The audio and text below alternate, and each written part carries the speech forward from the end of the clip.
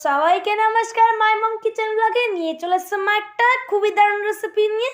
তো দেখো এখানে মা নিয়ে নিয়েছে পাতে ভাত। তো দেখো তো এখানে মা খুবই একটা দারুণ বাটা করেছে, তো পুরো রেসিপি দেখতে থাকো।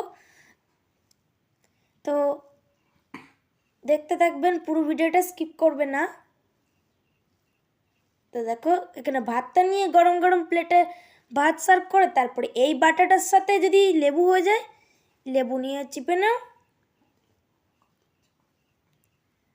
দিয়ে তারপরে এটাকে ভালো করে মিক্স করে তারপরে ঘরে বানিয়ে নিয়ে খাও, দিয়ে বলো ওয়াহ কি সুন্দর একটা রেসিপি, খুব ভেরি টেস্টি।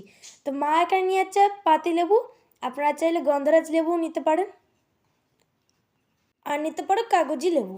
তো মা এখানে নিয়ে যাচ্ছে 5খানা বিট, তো এগুলো কেটে নেবে, আর 2টো লঙ্কা নিয়ে নিচ্ছে, এগুলোকে কেটে নিয়ে মিক্সার গ্রাইন্ডারে পিষে নেবে।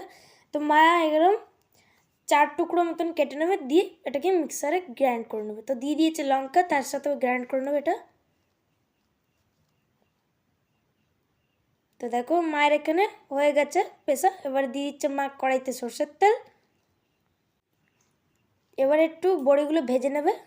মা এখানে বড়ি অ্যাড করবে, আপনারা চাইলে নাও অ্যাড করতে পারে। তো এগুলোকে গুঁড়ো করে নেবে হাতের সাহায্যে।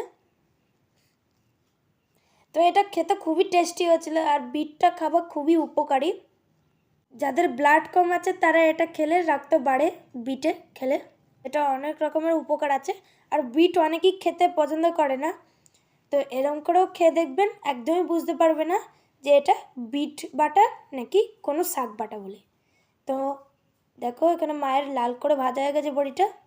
এবার দিয়ে দিচ্ছে শুকনো লঙ্কা, দিয়ে দেবে শাহি হিং,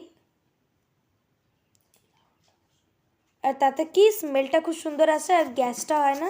গ্যাস্ট্রিকের যাদের প্রবলেম আছে তাদের গ্যাস হবে না। আর এখানে দিয়ে দিচ্ছে কালো জিরে, দিয়ে এটা নাড়িয়ে নেবে। তো আমার তো খেতে খুবই দারুণ লেগেছিল, তো আপনারা এরকম বানিয়ে করে দেখতে পারেন, অবশ্যই ভালো হবে। তো মা এখানে বিটরুট পেস্টটা যেই করে রেখে দিয়েছিল সেটা দিয়ে দিচ্ছে এর মধ্যে, দিয়ে এবারে ভালো করে মিক্স করে নেবে।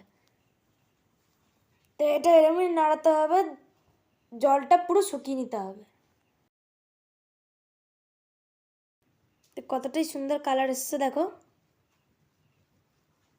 তো এটা আস্তে আস্তে করে শুকিয়ে নেবে, বিটের যে রসটা আছে সেটা শুকিয়ে নিতে হবে। তো এখানে মা দিয়ে দিচ্ছে স্বাদ অনুসারে এমনি নুন,